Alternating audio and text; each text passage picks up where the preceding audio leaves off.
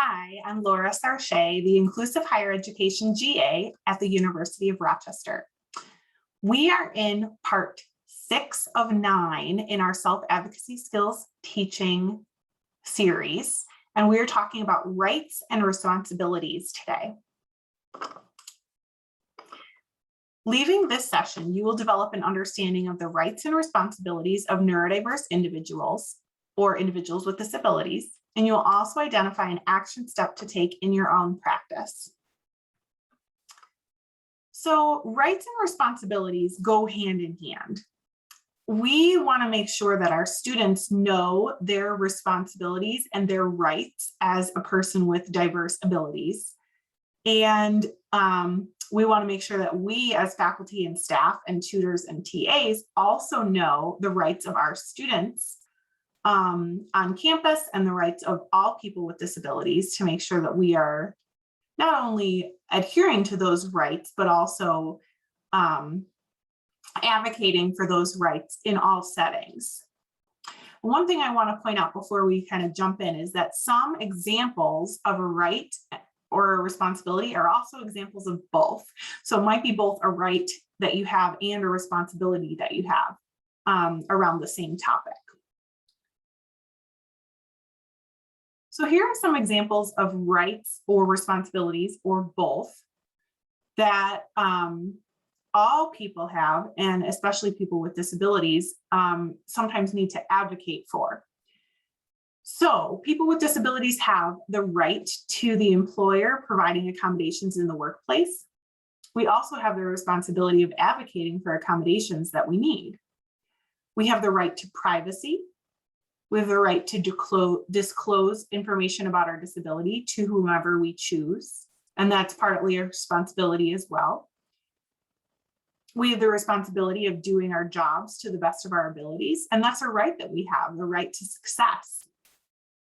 We have the right to knowledge about our disabilities, and we have the responsibility to seek out that knowledge. But it's important, if you know someone with a disability or you work with them, that you can help kind of provide knowledge by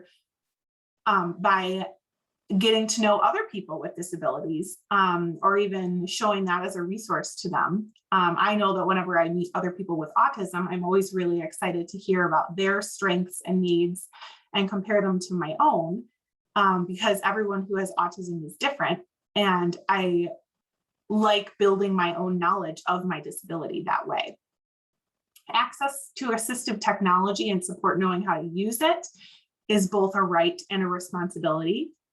We have the right to use assistive technology, or AT, if it's appropriate and needed. We also have the responsibility of seeking out support if we need help using it. Forming goals for our future is both a right and a responsibility. It's a right because every person has the right to form their own goals about the future, not what someone else decides for them. This is also a responsibility because it takes a lot of work to form goals for the future, and we'll talk about that in one of our later sessions as well. We have the right to be able to use public places of consumerism that we choose to, with accommodations as needed, provided by the place. We have the right to apply for jobs that we're able to do with accommodations, and we have the responsibility to seek out jobs that are appropriate for our strengths and needs, with accommodations as well. We have the responsibility of telling someone if we have been discriminated against. This is something that is not just going to automatically happen if there's a dispute or a discrimination case. Often the person with disabilities has to speak up about it to see something get done about it.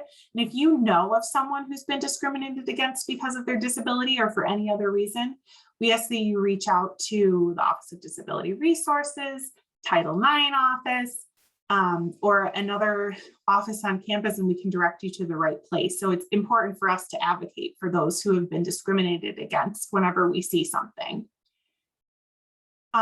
We have the right to knowledge of resources available. Sometimes there's a support that we might not even be aware exists. This is why it's important for us as faculty to put things in our syllabus, such as the UR Cares Center or the Office of Disability Resource, And this is why we provide trainings as well, so that we are all aware of resources that are available.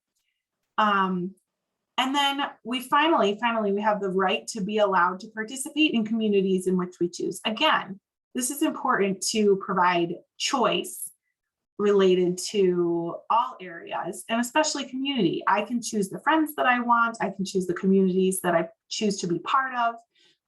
This is both a right and a responsibility, because as we know, sometimes seeking out community takes some time and takes some practice and takes a little bit of effort as well.